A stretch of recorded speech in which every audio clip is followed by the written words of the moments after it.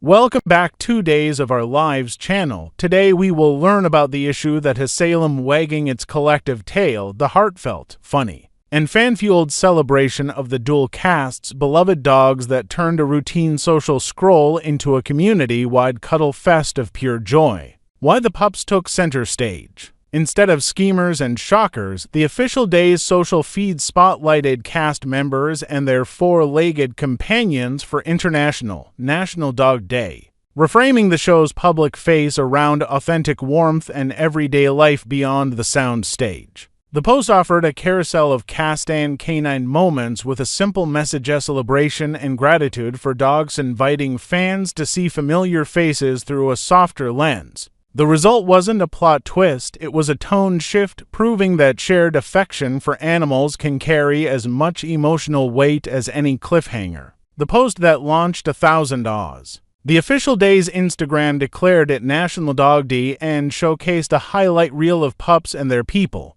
packaging the content with playful hashtags and a swipe to smile format designed for maximum engagement. Fans poured into the comments with heart emojis, breed shoutouts, and stories of their own dogs, transforming the thread into a communal scrapbook of pet love across the fandom. The timing amplified reach as the broader social ecosystem also marked the day, making the DOOL post part of a wider cultural chorus celebrating canines. Familiar faces, furrier friends. Longtime favorite Eric Martsolf Brady appeared among the featured stars, adding nostalgic weight to the celebration as viewers connected the actor's public persona with home-life warmth signaled by a pup by his side. The gallery also nodded to a cross-section of the ensemble names like Greg Reichardt, Martha Madison, James Reynolds, John Paul Lavoisier, Casey Moss with True O'Brien, Judy Evans, Brandon Beamer, Colton Little, and Christopher Seen, each human-animal duo subtly expanding the cast's off-screen narrative.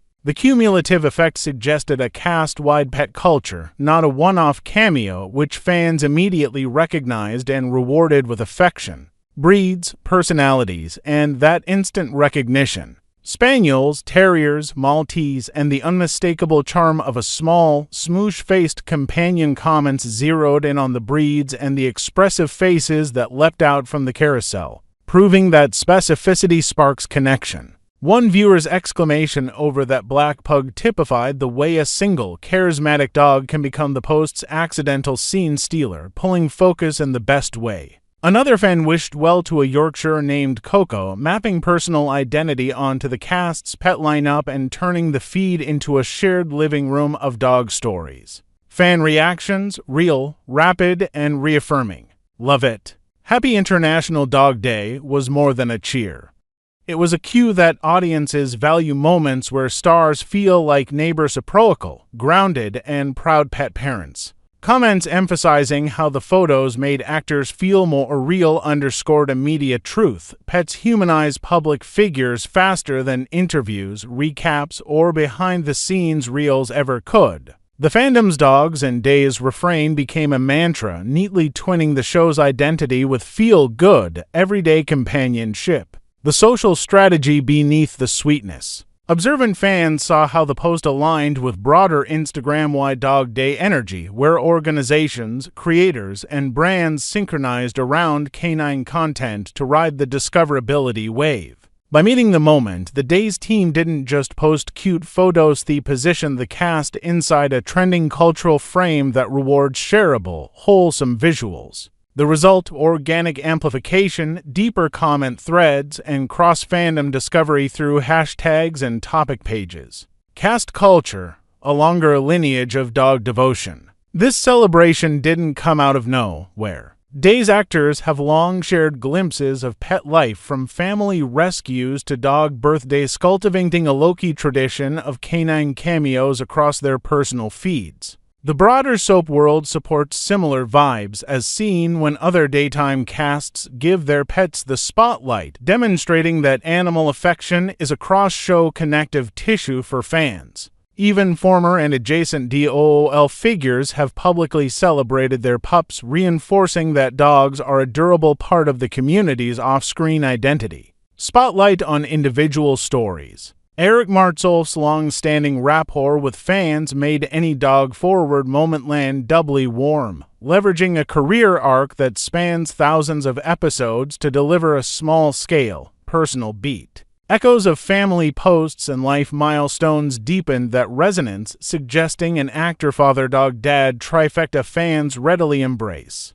In a media feed full of plot teases, a quiet dog photo communicates stability and fans respond to that signal instantly. Martha Madison chimed in with playful pride mission complete energy, capturing how a single pup's personality can become a fan-favorite microstory within the larger collage. That one-liner turned a static image into an episodic beat, letting followers feel like insiders to an ongoing pet saga. It's the social version of a tag scene, fast, funny, and sticky. Breeds as character mirrors. Viewers often match pet breeds to on-screen personas: poodle elegance, lab loyalty, terrier tenacity, projecting character traits onto canine companions with a wink. That playful taxonomy has surfaced in cast interviews outside the official feed, where DOOL alumni have mused about which breeds align with co-stars, further fusing show identity with dog culture. When fans call out a pug or a Yorkie, they aren't just noting a breed.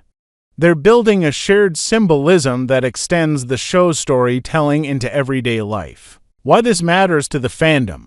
Moments like this convert passive viewers into active community members, inviting stories, photos, and a cascade of empathy that keeps the conversation going long after credits roll. They also serve as low-barrier entry points for lapsed viewers, who might not know every twist but instantly understand a grin next to a leash. In an attention economy, that kind of accessible delight is a strategic asset, not just a cute break in the feed. A blueprint other shows are following. Across daytime, ensembles are letting their pets co-star in social-first content, even staging playful recreations of iconic sequences where animals take the spotlight with tongue-in-cheek grandeur. These experiments prove what the Days post reaffirmed: audiences reward sincerity, and nothing reads more sincere than a rescue nap or a mid-walk selfie. The lesson is simple: bring the dogs, bring the joy, and watch engagement follow. The afterglow beyond a single day. As the comments rolled in, the post's energy spilled over into follow on Dog Day shoutouts across the wider platform, keeping the canine chorus alive for days. Fans requested more pet features, signaling demand for recurring beats: birthdays, adoption anniversaries, set visits when allowed, and charity tie-ins for shelters. The show now has a low-stakes, high-reward content lane it can revisit whenever the calendar or a cast milestone invites it. What this says about Salem's spirit. For a series built on generations of family, loyalty, redemption, and messy but meaningful relationships, celebrating dogs is on brand to the Bonites, the domestic shorthand for unconditional love. The pivot from melodrama to mutts isn't a detour. It's a reaffirmation that the heart of the show beats strongest in small, humane gestures viewers recognize at a glance. In a week without a villain twist, the heroes were leash in hand, smiling into the Suno plot required. Over coffee and shivers, a Salem afternoon filled with secrets, health fears, and unsettling visits. There are ordinary days in Salem, and then there are the days that feel like every whispered word carries the weight of a storm. Thursday's episode of Days of Our Lives offered us one of those moments a day when casual conversations over coffee turned into deep confessions, when mothers wrestled with guilt, when old wounds reopened, and when eerie chills followed a woman who has long been considered eccentric but who may now be in more danger than anyone realizes. Let's take a closer look at what unfolded, slowly and carefully, piece by piece. Coffee with Marlene, Sarah's accusations and Marlena's calm defense. The morning began in the town square, where Sarah Horton sat down across from Marlene Evans for what appeared to be a simple catch-up chat over steaming mugs of coffee. Yet, as so often happens in Salem, the conversation quickly turned heavy. Sarah wasted no time in pressing Marlene about Kristen Dimmer's failure to speak up earlier regarding the shooting of EJ. Sarah's voice carried that familiar Horton mixture of indignation and wounded morality. She couldn't understand why Kristen, of all people, would remain silent about something so critical. But to Sarah's surprise, Marlene, always the calm presence in any storm, chose to defend Kristen. Marlene, who has endured decades of turmoil and who also happens to be the mother of Kristen's daughter Rachel, suggested that perhaps Kristen's silence was not as selfish as Sarah believed. For Sarah, this defense was almost shocking. She couldn't fathom why Marlene would offer grace to a woman who has caused such chaos. Yet Marlene's voice was steady, as though she had learned, after a lifetime of heartache, that sometimes compassion can quiet storms where anger cannot. From accusations to ailments, Marlene opens up. The conversation then shifted, almost abruptly, to Marlene's health. Sarah, a physician and a mother herself, was quick to pick up on Marlene's subtle hints of fatigue. Marlene revealed something peculiar, that Susan had recently diagnosed her as being afflicted in mind, body, and spirit. And not just with a vague illness, but with something that Susan, in her eccentric way, described as vampirism. At first, Sarah dismissed the suggestion. Everyone knows Susan has her quirks, and over the years she has claimed more than a few outlandish notions. But the mention of blood-sucking sparked an idea in Sarah's medical mind. Because Marlene had recently spent time in Estonia, Sarah reminded her that the Baltic region has some of the highest rates of tick-borne illnesses in all of Europe.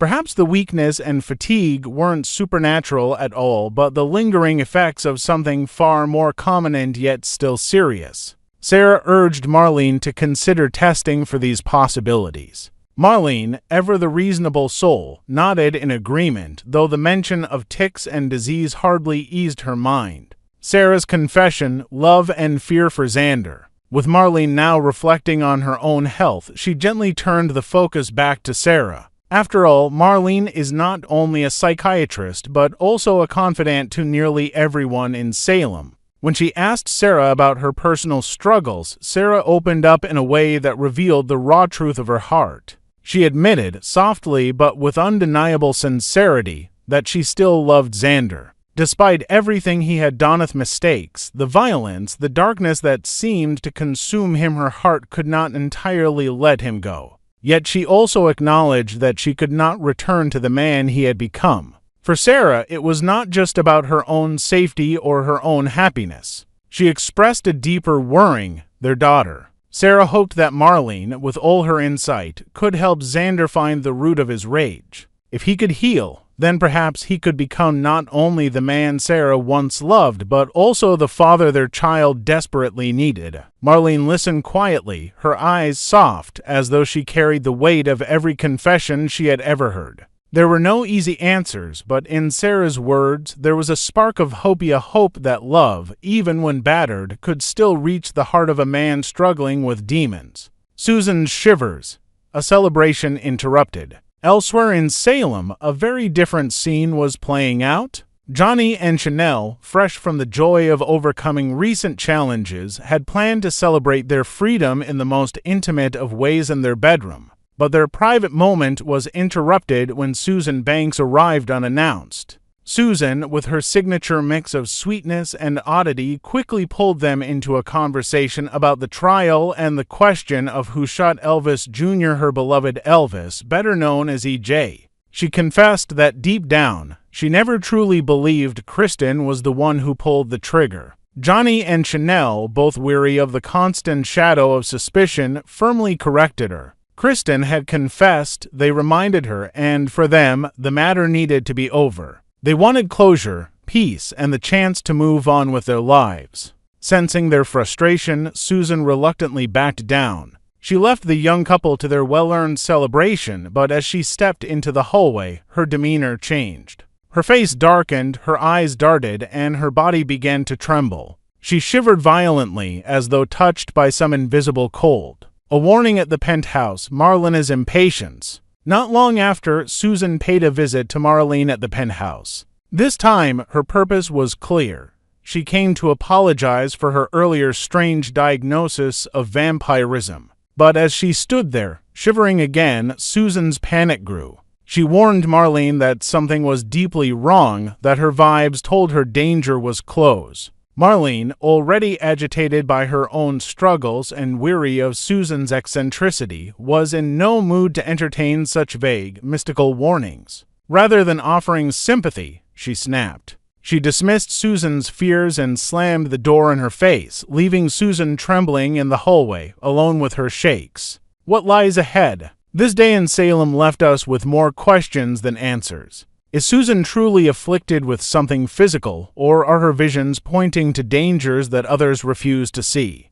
Is Marlene battling a simple medical condition from her travels, or is there a deeper, more mysterious illness at play? And what if Sarah and Xander can love and therapy help him heal, or is he doomed to remain trapped in his anger? One thing is certain, coffee in Salem is never just coffee, celebrations are never free from interruption, and even the smallest shiver might signal that a storm is on its way.